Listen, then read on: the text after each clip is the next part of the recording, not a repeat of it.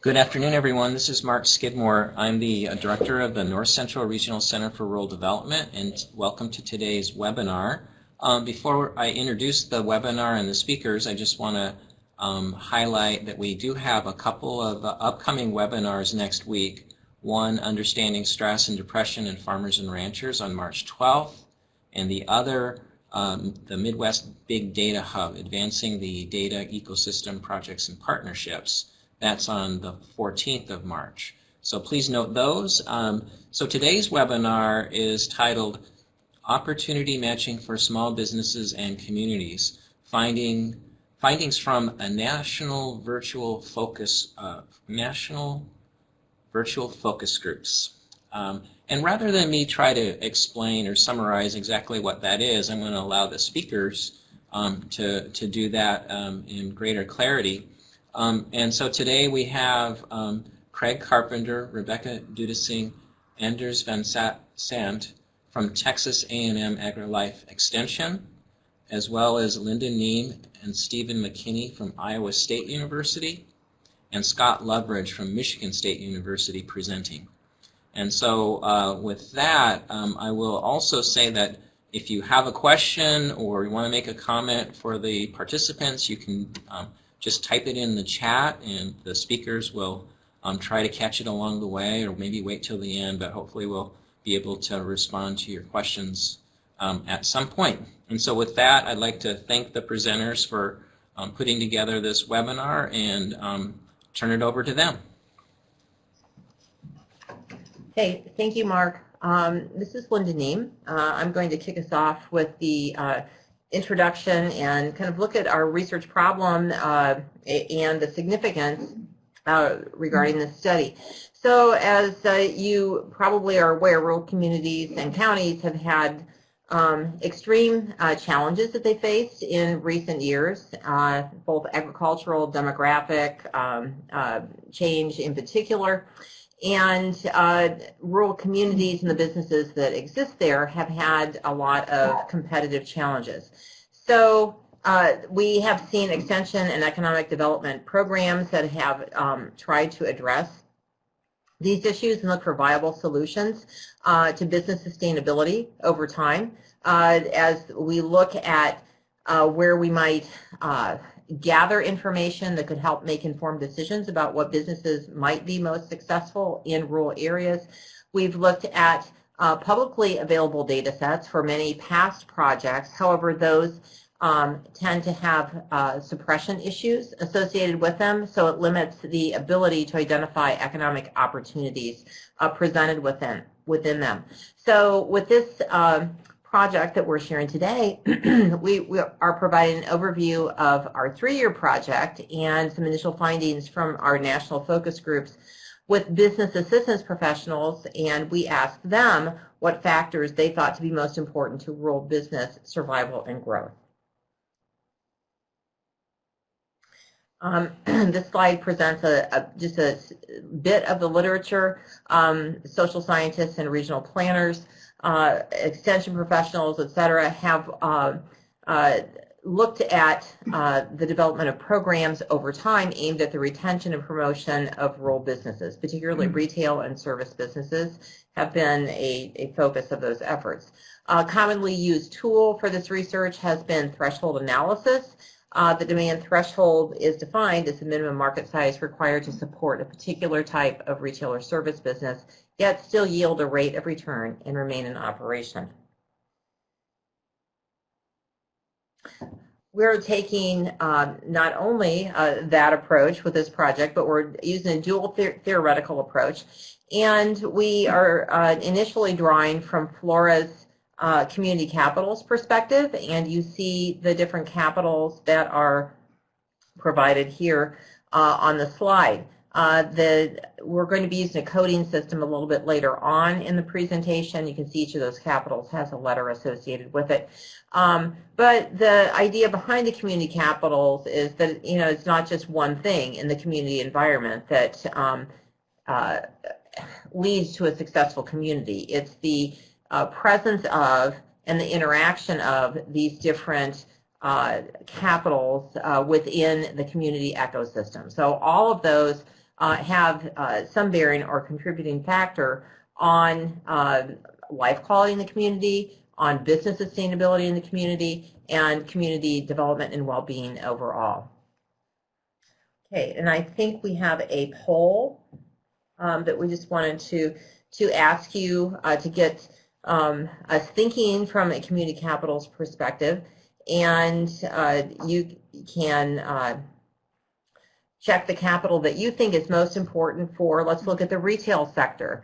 So as we look at these different capitals, you know, like built capital, I'm going to hang a little bit of explanation on each of the capitals since that was kind of the big picture.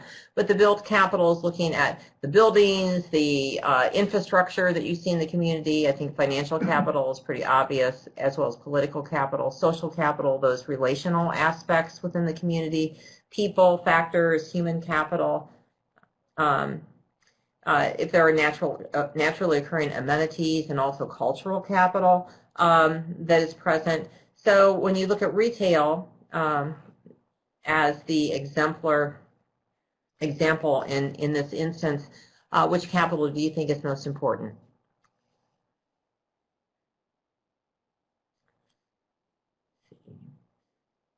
I'm not sure if we have everybody responding yet. Scott, maybe you can have a better read on that than I can from my end.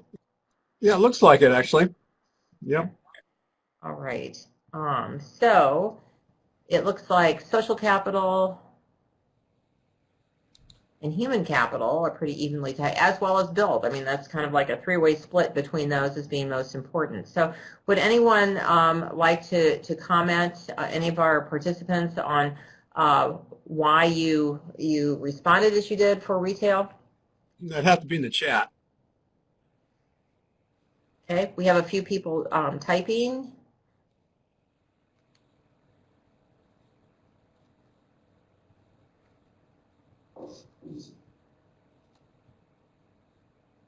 Okay, so looking at the relational aspect, you know, associated with retail, location, accessibility, couldn't agree more. Looks like Ronnie and Steve are also typing. Okay, so, you know, still a majority of rural businesses do have a brick and mortar component to them, although we're seeing more becoming multi-channel, but those, you know, the actual location within the community, their contributions within the community, relationships within the community, all of those certainly are contributing factors to retailer success. Okay. Customer service delivery, Valerie mentioned, as well as just finding employees, the human capital that can deliver customer service. Also very, very good comment. Stephen says cultural, just maybe habits that have developed, like making daily trips to cover your needs and shopping versus some other type of approach. And lastly, we have Bruce. Yeah, a location needs people driving by and stopping. So all of those, I would totally concur with you, would be very important to a retail versus perhaps manufacturing, some of the other types of business sectors that we'll be looking at in this study. Okay, so thank you. That really got everybody thinking from a capital's perspective and matching it with a retail sector. Next, I'm going to turn it over to Anders, who will talk about our other theoretical perspective. Great, thanks, Linda. So the framework we're using to understand what businesses are viable options in different size communities across the U.S. is called central place theory. And the theory helps us understand how these community capitals relate to a location space and how their influences for a particular industry, like retail, might differ depending on the size and location of that community, whether we're looking at a rural area or an urban area. So on the right, you'll see a mix of dots representing different size communities, and you'll notice that there are many small blue dots representing smaller towns and fewer large dots representing cities, and in this example, just one big red dot representing a metropolis. So the mix of businesses and the products they offer differ depending on the size of the community. Small communities may have just the most essential of industries like gas stations and grocery stores. things that we purchase frequently and don't want to drive long distances for, whereas the metropolis might have seemingly every good or service you can imagine, including specialized stores for things we don't buy often, like jewelry or artwork. Another way we can think about this mix of available goods differing across space and communities is the range or the sphere of influence of a good, as well as the population threshold needed to support a particular business. So stores with general or essential goods like gas stations or grocery stores that we visit frequently have a relatively small sphere of influence because we can just drive to the closest one rather than driving far away to a different one. And these can survive in a place with relatively small population. While stores with more specialized goods that we visit less frequently, like jewelers and art dealers, have a larger sphere of influence. We're more likely to drive long distances to go visit them, and they may need a larger population threshold in order to survive. So we'll see these in the metropolis or very large cities. So in summary, central place theory helps us recognize that the types of viable businesses for a certain community may differ depending on the type of businesses we are considering and the types of goods they provide, as well as the population of that community and how neighboring places might influence the mix of businesses that we're considering in a specific rural area.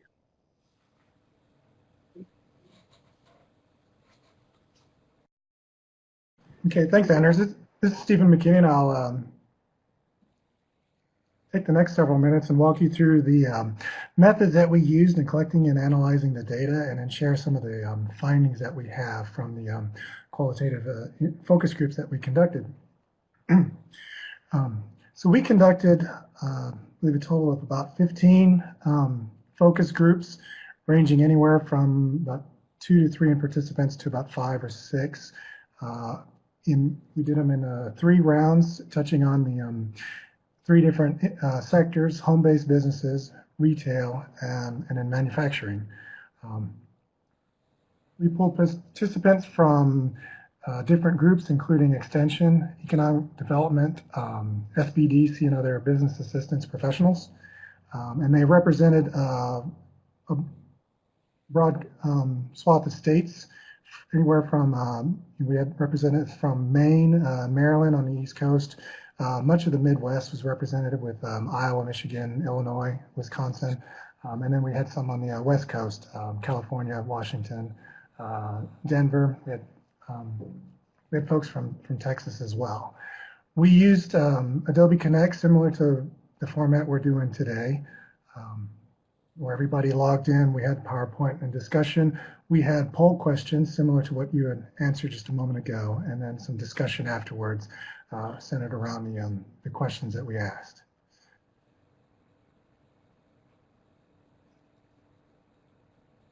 And so the focus groups were recorded, and then we used a qualitative data analysis package called MaxQDA to transcribe all the audio and then do the coding and analysis from there.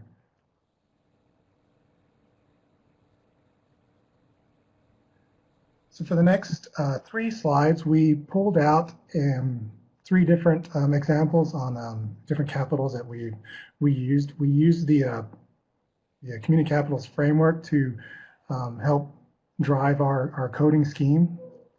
And so this gives you an idea of our analysis process. And so, for example, for political capital, where we use a major code for political capital, we have a number of subcodes in there. And then you can see, based off of the different 3 different sectors, how the participants talked about that particular capital, or how we coded their responses. And so, as you can see, for example, on political capital, this was important for manufacturers and home-based businesses, as you can see by by how large the squares are, which indicate how many times it was mentioned. But you can also see how political capital affected these sectors differently. And so for the manufacturing base, they were concerned about national government. They were concerned about outsourcing, international influence. They mentioned national government as a source of, of restriction, but as opportunity as well. So in many cases where where government spending was increasing, you would see manufacturers in rural areas benefit from that. When we talk to the home-based businesses, they were concerned with understanding regulations and then how to do taxes. We heard mentioned about as home-based businesses grow, there was a concern about hitting a certain threshold where they would now enter into a different set of regulations where they would have to think about hiring employees, paying health care, and those sorts of things.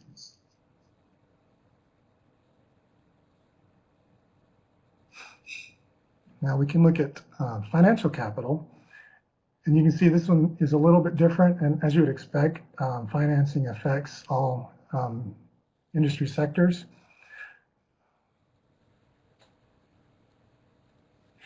And some of the things that call out here is we saw availability of financing was a concern across all three. And in just a moment, I'll go into some of the themes that we have from this analysis, and I'll go into that a little bit more.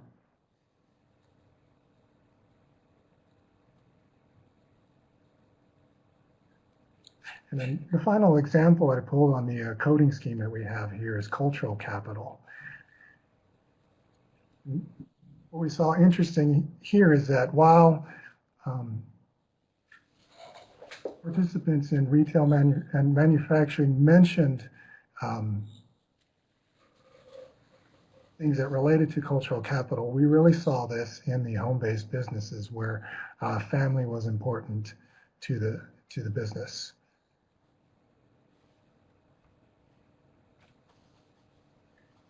And so we took that coding scheme where you saw an example in those three. We did that for all the community capitals, and we built and we pulled up some themes, first across all three sectors, all three industries, and then some themes specific to each individual sector. And so on this slide, this shows some of the major themes that we saw across the board. In challenges, broadband and access to high-speed internet was mentioned all across the board. That deals with access to high-speed internet, whether or not it was available, and there are many communities out there where it still is not. There's also the concern about, even in cases where high-speed internet is accessible, or is available, it's not always reliable. And so that's a concern in many of these businesses. And so I'll go over a little bit more detail about how that affects each sector differently in just a moment, as well as the infrastructure was mentioned. I'll go over how that affected each sector differently. Workforce was a concern. The big concern was availability of workforce and availability of trained workforce. And we also had another concern come up that I'll talk about in manufacturing in just a moment. Now, we saw in success factors across the board when it comes to rural businesses, the owner is critical to business success. And so characteristics related to the owner was mentioned frequently in just about all of the focus groups across all the industries. That owner is really embedded in that community and becomes the identity of that business. And so where a good owner can equal a successful business, we've heard mentioned to a bad owner can be detrimental to that business. We saw these businesses in rural communities, their social involvement is critical to their success, not just with retailers, but we saw with home-based businesses and manufacturers as well. They're embedded in the community, and so their involvement in that community really contributes to their success. The other thing we saw is that it's critical for these businesses to have a good, strong informal network, a good, strong base of peers that they can support each other on, not just from a revenue standpoint, but Also just from some of the other aspects of running a business. These informal networks serve as a good source of advice and support. And then, like you saw from the slide previously, financing is critical. What we found interesting is that availability and access to financing to dollar amounts less than $50,000, $30,000 to $50,000 or less, was difficult for businesses in rural communities. They felt that these small or micro lending, there's opportunity to assess businesses in this dollar range.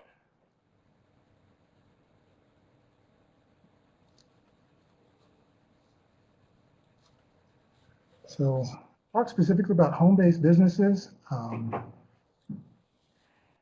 They are primarily using credit cards for running their business, and they need access to these smaller dollar amounts to help fund the business and to grow the business. They're also concerned about taxes and regulation. We found that many of these businesses will try to operate cash only, maybe to keep that stuff under the table and keep that from the taxes. In cases where they are reporting their business on taxes, they may not be separating the business out from personal income. Our participants felt that there may be some educational opportunities in helping home-based businesses understand how to do taxes. And let's see, like I mentioned, informal networks are critical to home-based businesses. Many of these home-based businesses are out there, kind of the lone wolf, kind of out there on their own. And so having a network of other businesses to support each other and to rely on is very critical to success. Friends and family also lend social support to the home-based business owner. They also serve as sources of revenue. So these home-based businesses we heard from are selling to their friends, they're selling to their family, and that's a good and a bad. It's a bad in the sense that once they've sold to all of their friends and family, we heard the question, what's next? What do they do next? How do they grow beyond that? Family serves also as a source of labor. Many of these home-based businesses, it can also be unpaid labor where they're just, the business is in the home with the family, and so they're working there.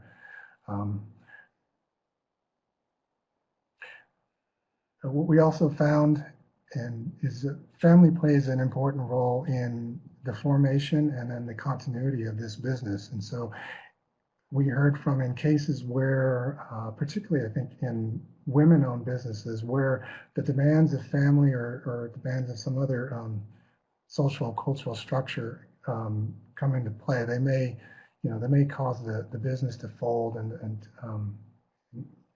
stop, so that the business owner can go back to taking care of the family or doing something else, or assisting with maybe what the primary business of the family is, if it's for instance, if it's a farm or something. So family plays an important role in the labor and then in the formation and in the continuity of the business.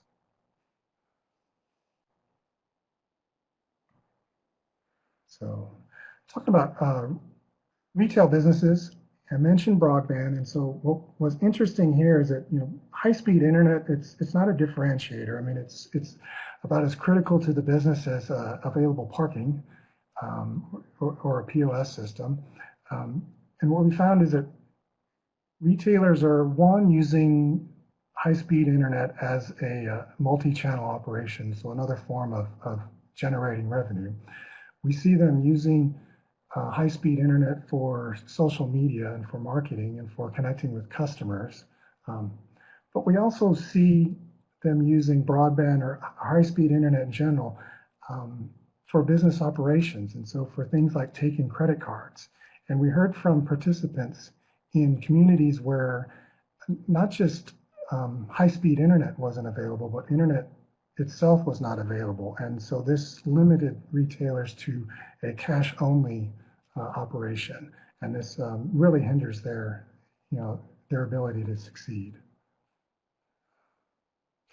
Infrastructure, like you mentioned earlier in the in the chat section, we found that available space. Space is difficult to find in many communities for retailers. One is just having a building or a space available can be a challenge. Two is the space may be there, but it's not in a usable condition. It may take some major rehab to get it ready for retail. And the third thing we heard was that there may be space that could potentially be available for retail, but for whatever reasons, it's not available. The owner's not made it available for retailers. They may use it for other purposes that's not conducive to business in a downtown setting. For instance, storage, something like that.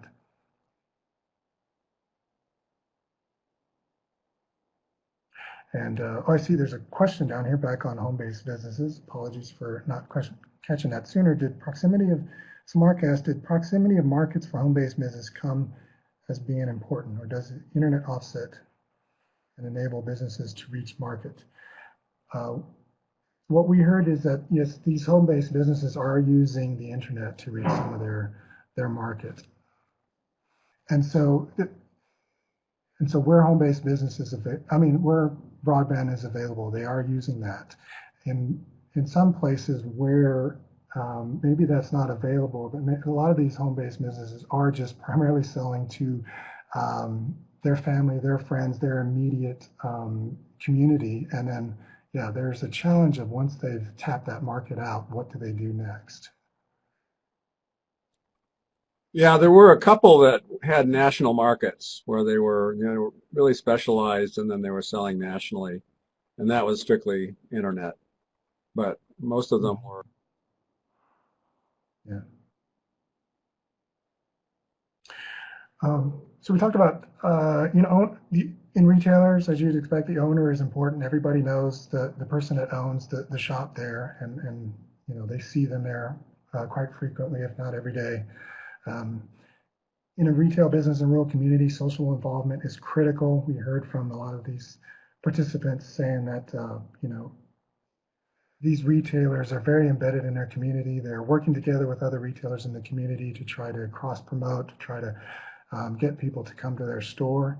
And one of the critical things that we heard very often was that successful retailers in these small communities, in order to differentiate, they're offering something unique. It could be a unique product or a unique service or something that's attached to the community, or what we also saw something that may be in the under the heading of the natural capitals, something that's related to the natural environment there that they can tap into, either as a product or maybe as a service, whether it be tour guides or we heard from fishing excursions and those sorts of things. Something that's unique and authentic was very critical to a successful retail business in a rural community.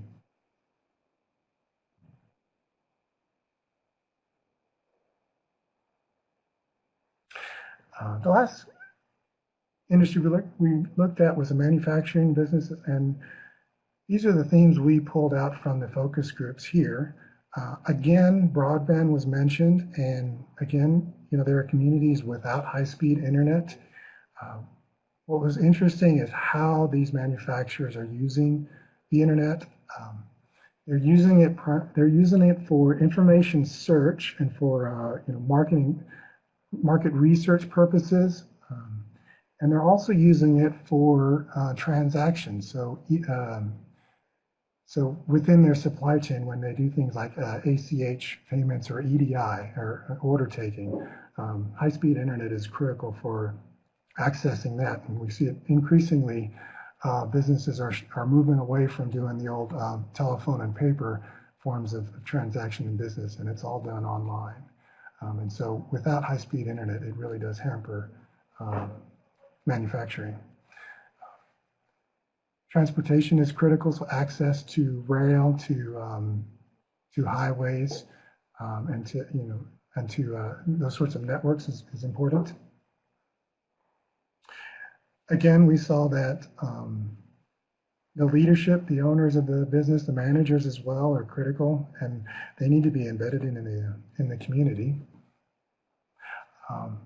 Something we found that was interesting is that availability of work, just having enough people and that are qualified to work was a concern for many of these manufacturers. But a piece of that too is that having people who can pass a drug test was a concern for many of these manufacturers. We heard mentioned that the opioid epidemic has impacted employment, but we also heard that legalization of marijuana in some places has affected employment, and so in those communities, it's difficult to find a workforce that can pass a drug test, and so it may be a case of those drug tests or regulations may not be catching up with what some of the other things that are changing in the political environment. And we also saw other challenges is in the informal networks. And so across the board in all of these sectors, having some business peers that you can connect with and rely on is important to success. But our participants in the manufacturing focus groups mentioned that when it comes to manufacturers, they don't talk to each other as often as you see in the other sectors we talk to. And so their challenge was to try to get the manufacturers in their areas to talk to each other, to build these informal networks. And they felt that there were some barriers in maybe people did not want to share critical information about their business. And so the challenge was to get these owners and managers beyond that and to be able to share best practices. And other aspects of the business that will help each other on, and so that was a huge challenge that they mentioned.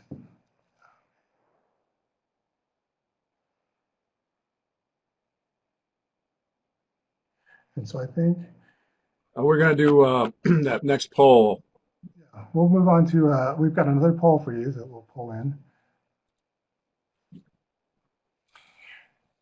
So looking back across these discussions that Steve just made, was there anything that was really surprising about the different capitals? And so you can pick one and then give us a chat as to why you picked it.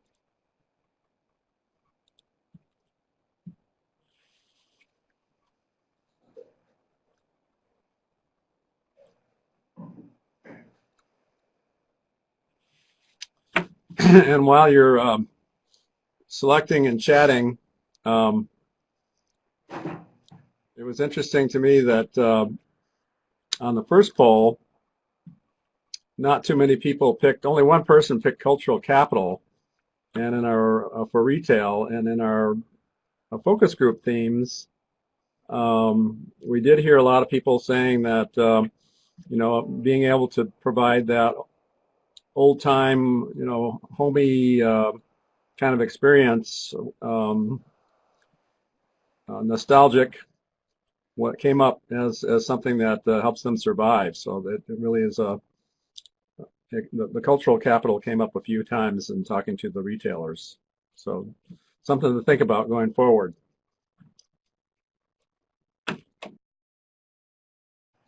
Steve, do you want to comment about Dave Scheidler's remark on soft skills? Yeah, I was looking at that. Yeah, I agree. It was interesting. To your point, soft skills was mentioned a few times in our focus groups, and it didn't bubble up as something that was mentioned very often, but I think a couple of folks went into some more detail about the soft skills and how that was lacking in some of the younger folks that were coming in to work in these retailers, but it was not mentioned really across the board, and that's why it didn't bubble up as big as it did. I seem to recall some comments about, just kind of the millennial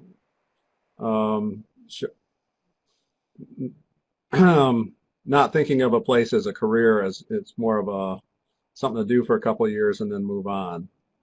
I don't know if that's a soft skill or if that's. Yeah, I think it was in the same focus group. We heard that, and we also heard that, yeah, some of these millennials that are coming in, they don't know how to do simple things like, talk on a phone or.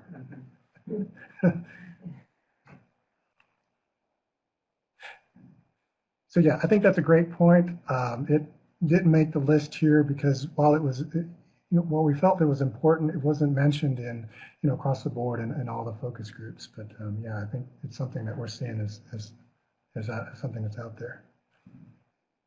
They can text though. That's very true. Gotta love Mark's comment.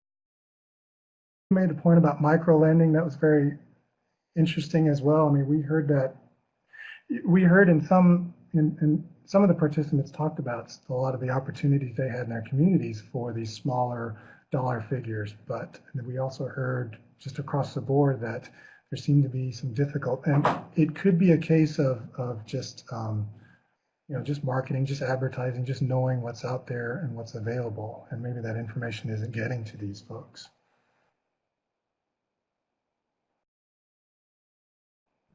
Let's see. So you got a question here. How did we operationalize cultural capital? Is that correct? Especially when they applied it to family support. Yeah, when we looked at it, would be from family support, particularly from their value standpoint, and we think about roles within a family, traditional gender roles, those sorts of things that are passed down. That's how we looked at that. And so when we look at, particularly with home-based business, how family support is affecting that. For instance, we could see perhaps a women-owned business will get started to support the family with some additional revenue, but then when that takes when running that business takes away from some of the other duties of running the household, we heard from our participants where that business may fold. So that give you an example. Does that help there?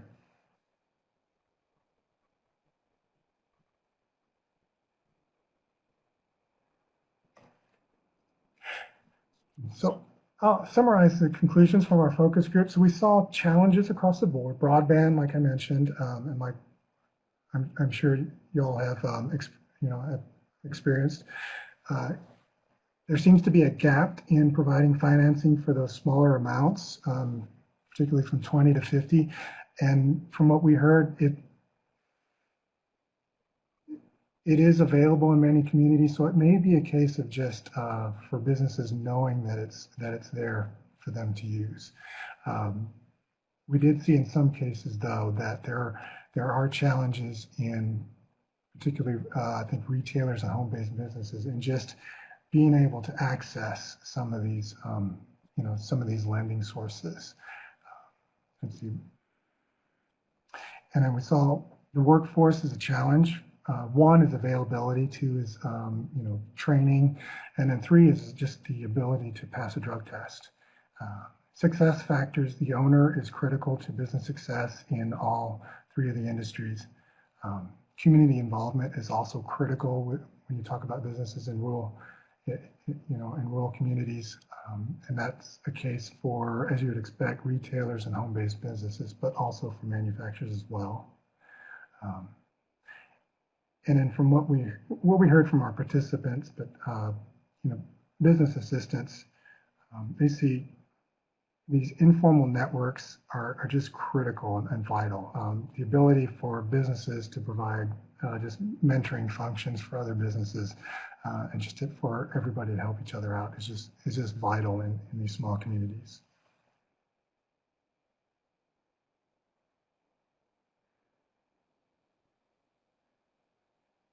All right, thanks, Stephen. So phase 2 of the project consists of developing predictive models using big data. This involves us using non-public data through the IRS and the U.S. Census Bureau and econometric methods to examine the makeup of every county in the contiguous United States, so just not Alaska or Hawaii. So using the results of our econometric models and the frameworks of community capitals and central place theory, we hope to inform rural decision makers of possible opportunities, barriers, and threats for business owners or potential entrepreneurs in a particular place. The models we're using employ millions of observations through limited access data sets only available through the Federal Statistical Research Data Center system, allowing for a more accurate and precise analysis than what has previously been done. And I'll discuss the variable selection and modeling process of the second phase for the research project over the next couple slides here. We took two approaches to selecting model variables. I'll start with the lower path seen in front of you. At the end of each focus group, the research team, discussed preliminary thoughts and potential variables identified in the focus group discussion. And after this reflection, we sought out secondary data sources and explored the available data using this preliminary variable list that we developed. On the top path, you'll see that during the preliminary data exploration, we were also collecting data from each industry focus group and analyzing the CODIS focus group questions using qualitative data analysis software to identify variables and themes like you just saw in the previous slides. So after completing these two separate processes, we then met as a research team to compare preliminary variables across the two processes and identified a final variable list to be used for modeling.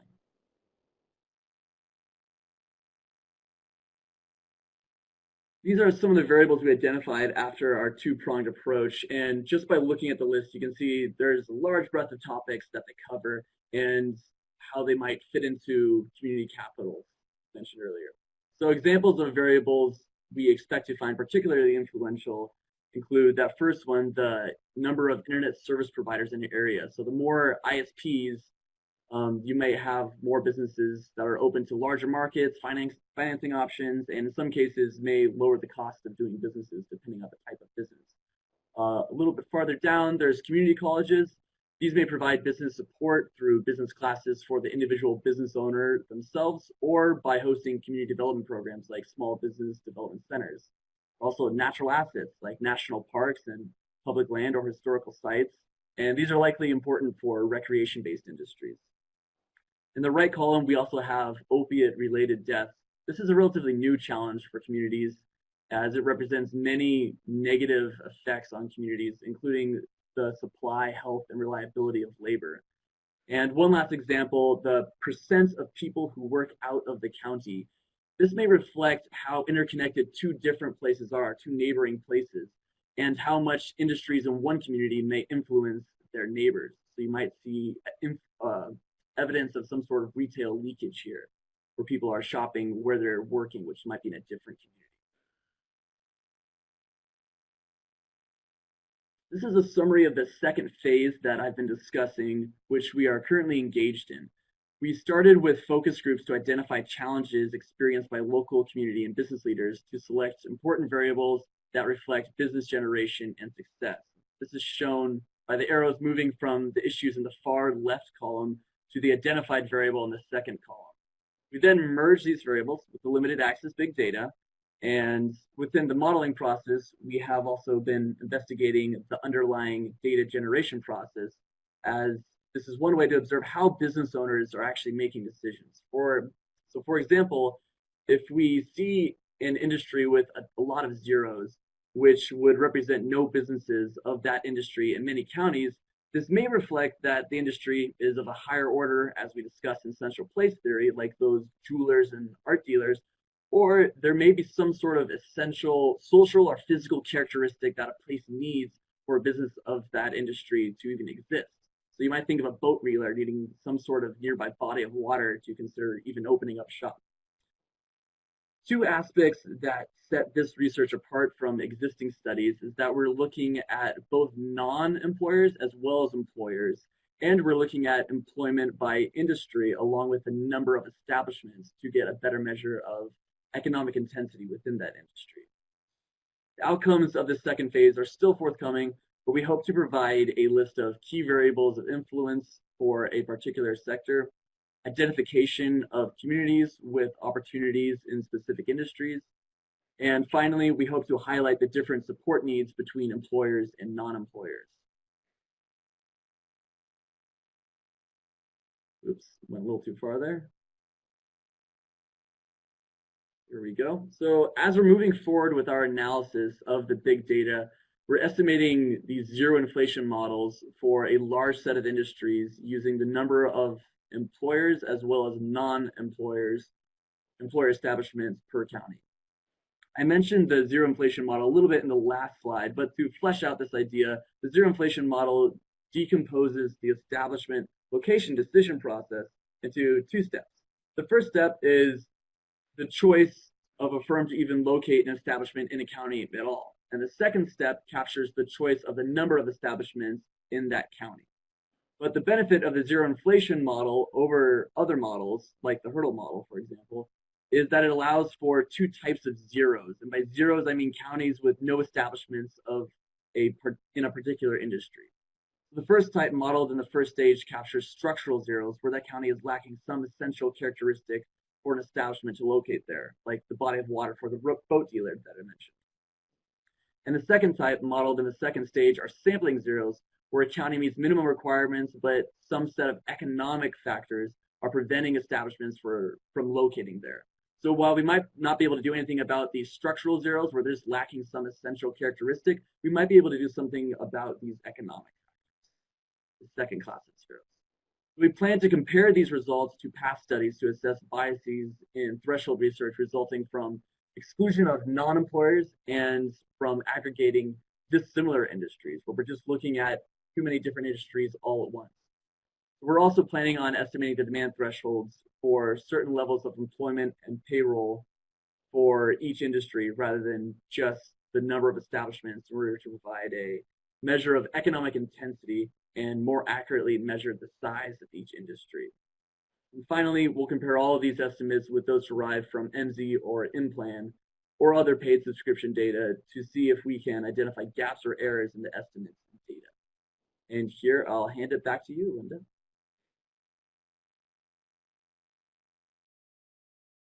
So as we look at the final implications of the overall study, our findings should support economic growth by helping us to look at and more accurately match businesses that have the greatest likelihood and probability of success in a local area. So that is a really big implication for the usefulness of our findings. Our outputs will highlight types of businesses that are likely to be successful in a particular area, but also look at current businesses that might be at risk and help to facilitate retention and also maybe change or diversify their efforts. Okay, and finally, our next steps. We have several papers that are under development, both quantitative as well as qualitative manuscripts for academic journal publication. We're looking at development of extension digital publications and online business assistance materials, so those are forthcoming, and also programming input for extension, particularly for communities of practice. Okay, and that is our presentation. Thank you, and any questions? Okay, great. We have a few minutes for people to add any additional questions in the chat.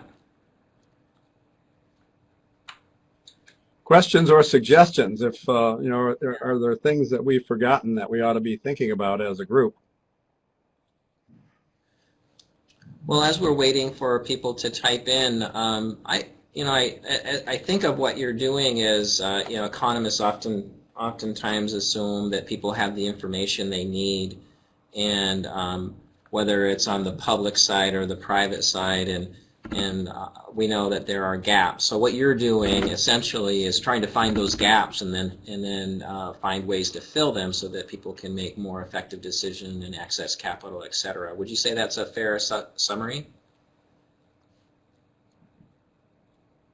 Yeah, and planning, to be thinking forward, what's my community likely to look like if I've got, half the businesses are at risk, right?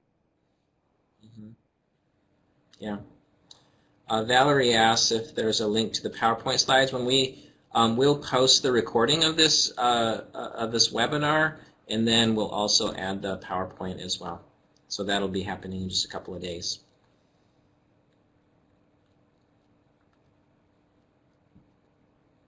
Do you see the question by Stephen?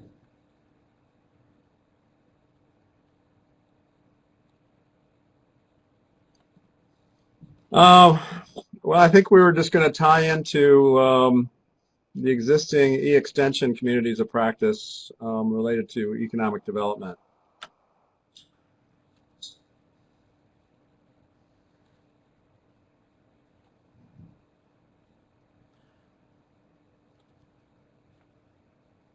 I see Jennifer is typing.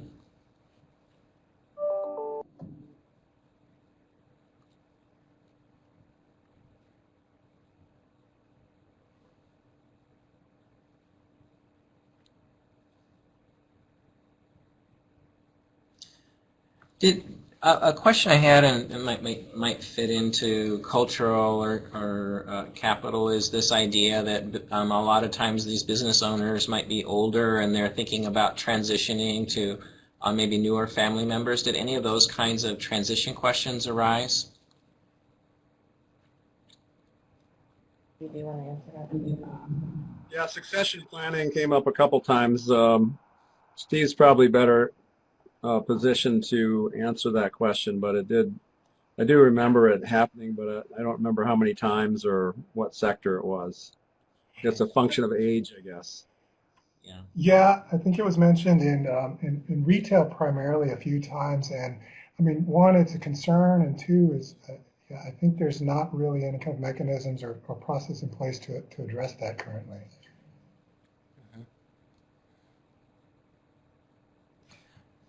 Jennifer's asked. Go ahead. Yeah, so certainly that is a challenge for really, I think, across the board for these rural businesses, but we did hear it more so in retailing, and oftentimes these businesses, they just go out of business for lack of someone, not necessarily for lack of demand at the local level, but lack of human capital, that next generation to be able to take the business over. So being able to link not only family but non-family interested and appropriate others that are interested in taking over the business or buying the business, reinvigorating the business, making those linkages are really of critical importance. And I think the findings from the study will be helpful to that group as well as, we kind of have implied matching, with thinking that outside new businesses would come in. Well, there can also be matching or reinventing businesses that currently exist within a community too. So Mark, I think that's a really good point to bring out. Thank you. I think we have time for one more response to Jennifer's question down below, and then maybe we'll wrap it up.